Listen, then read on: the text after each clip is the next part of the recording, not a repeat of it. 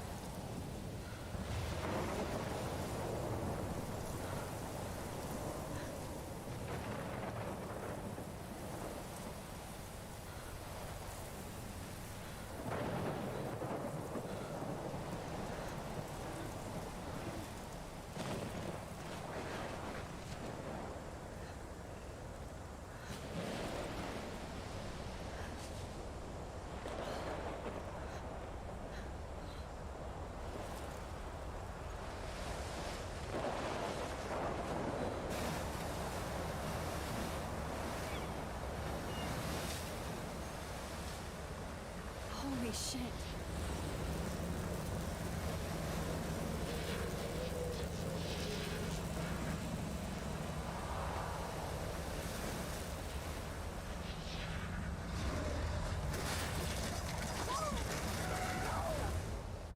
Whoa. That was so surreal. Famously called film Little Pieces of Time. But he could be talking about photography, as he likely was. Okay, I'm in class. Everything's cool. I am okay. From light to shadow. From color to chiaroscuro. Now, can you give me an example of a photographer who perfectly captured the human condition in I black and didn't white? fall asleep, and that sure didn't feel like a dream. Bueller? Weird. Diane Arbus. There you go, Victoria. Why Arbus? Because of her images of hopeless faces, you feel like totally haunted by the eyes of those sad mothers and children. She saw humanity as tortured, right? And frankly, it's bullshit. Shh, shh, shh, shh. Keep that to yourself. Seriously, though, I could frame any one of you in a dark corner and capture you in a moment of desperation. And any one of you could do that to me. Isn't that too easy? Too obvious? What if Arbus chose to capture people at the height of their beauty or innocence? She had a brilliant eye, so she could have taken another approach. I have to admit, I'm not a big fan of her work. I prefer Robert Frank. Me too, Victoria. He captured the essence of post-war beat America, and there was honesty about the economic conditions of the era.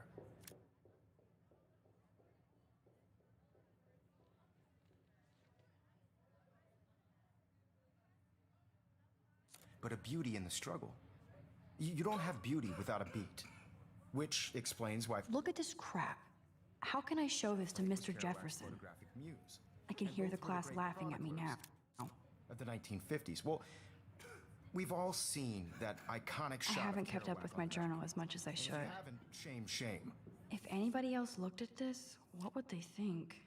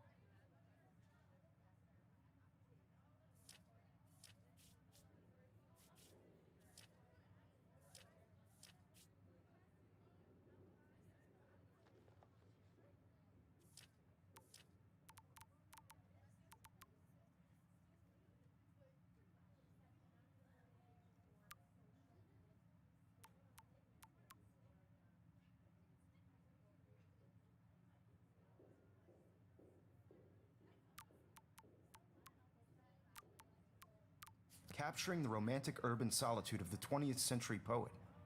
You dig? Now, contrast Frank's stark Americana with Salvador Dali's surrealist photographs. Like Cocteau, he was a true Renaissance man, and his famous self-portraits are famous Early examples of that truly awful word you pesky kids love so much. The selfie. And it's a great tradition, and I wholeheartedly fight for your right to self-expression. Or I should take a picture to prove I'm still here. Plus, it's perfect for my portfolio. And I have to get my daily selfie quota. The portrait is modern narcissism. They could go back hundreds of years to blame society. Speaking of questions, I bet you thought I'd talk all the way until the bell rang. It's your turn to lecture us. Now, based on the chapters, I have no doubt I do you love all my memorized. analog camera. Who can tell me the name I of should the take a quick actual picture now. process that led to the birth of the I self-portrait? can't believe I still have this pencil case. I should upgrade to the 21st century. But I like it old school. Anybody? This does not bode well.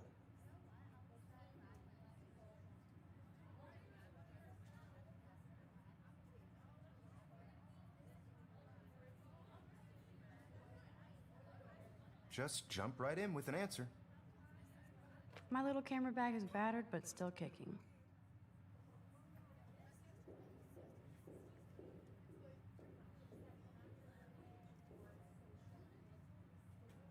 This was in the chapters you read.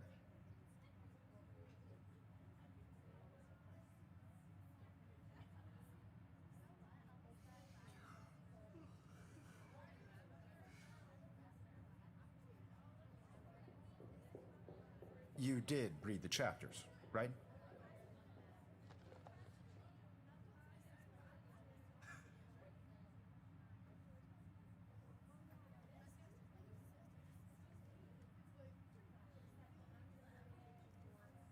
Your silence is deafening.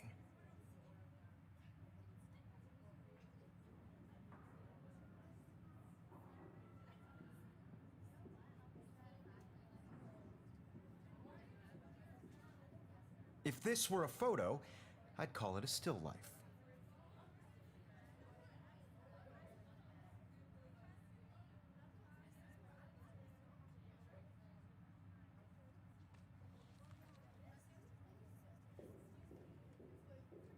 Anybody? This does not bode well.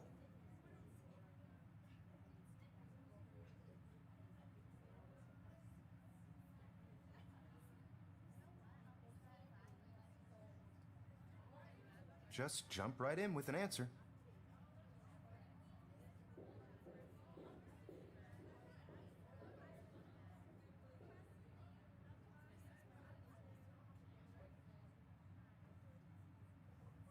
This was in the chapters you read.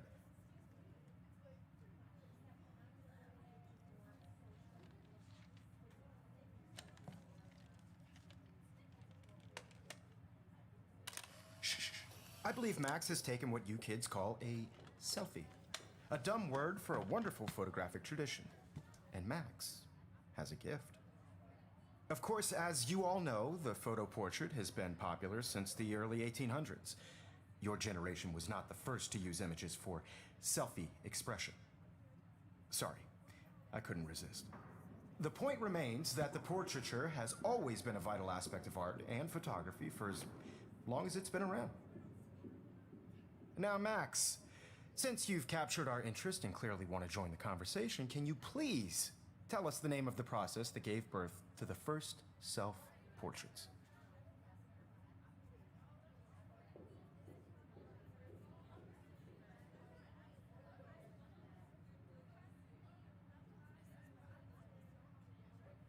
You're asking me?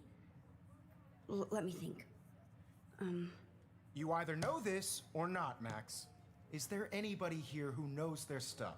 Louis Daguerre was a French painter who created daguerreotypes, a process that gave portraits a sharp reflective style like a mirror. Now you're totally stuck in the retro zone. Sad face. Very good, Victoria.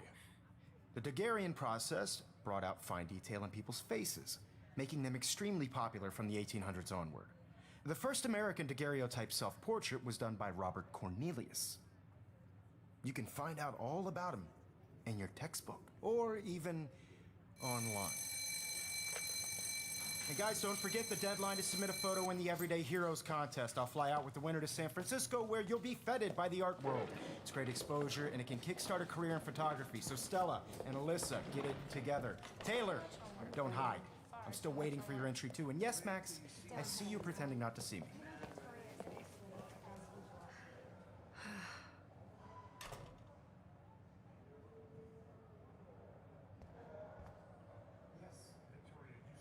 That was amazing when Mr. Jefferson took a class picture the first week. Even though I didn't want to be in the picture at all, it was fairly fucking cool to watch him at work framing us.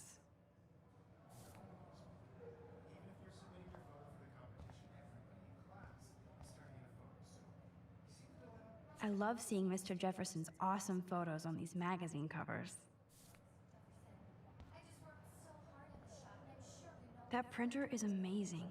I'd love to see how it reproduces my pictures. I could pump out a whole gallery show with that thing. Obviously, Blackwell spent bank on the computers here. Looks like somebody was already working on this. Cool.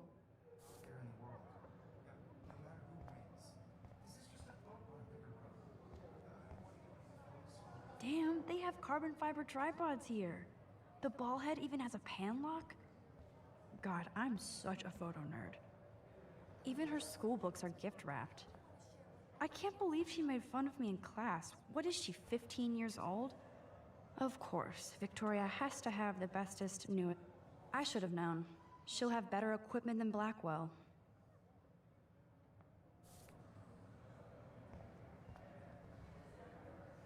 This is definitely where cameras go to heaven. So cool to see Mr. Jefferson's actual published pictures. Gives me hope.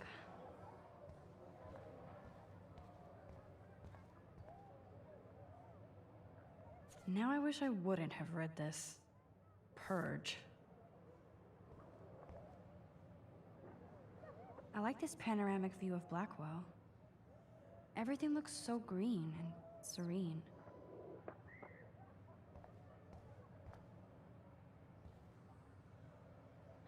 This might make a cool shot.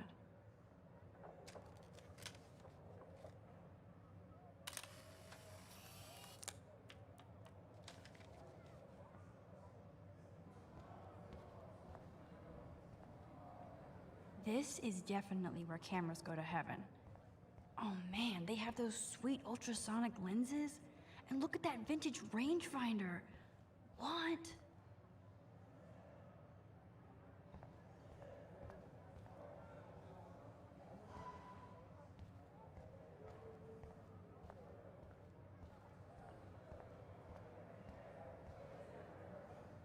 So cool that we can check these out anytime. The Decisive Moment by Henry...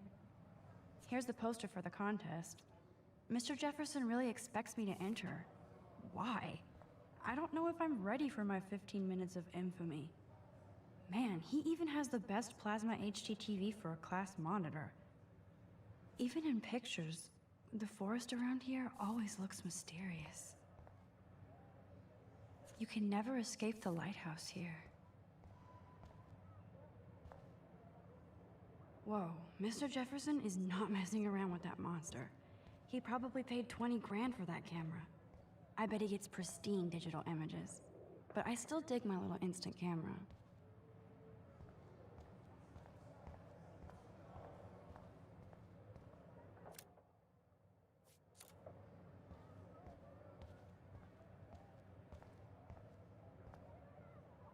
Whoa, Mr. Jefferson is not messing around with that monster.